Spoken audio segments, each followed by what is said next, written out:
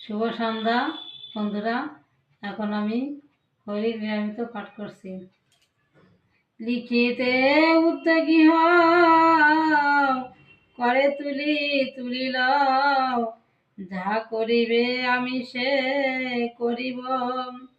এই দৈব বাণী শুনি লিখিতে লাগিল মুনি।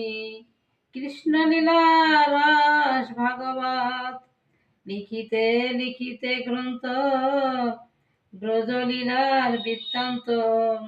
ব্রজলীলা লিখে মনোরথ, শান্ত দাস্য সখ্য আদি, বাৎসল্যের যত বিধি।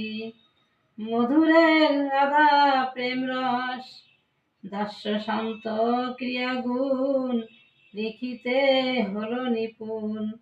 মধুরের ক্রিয়া গুণ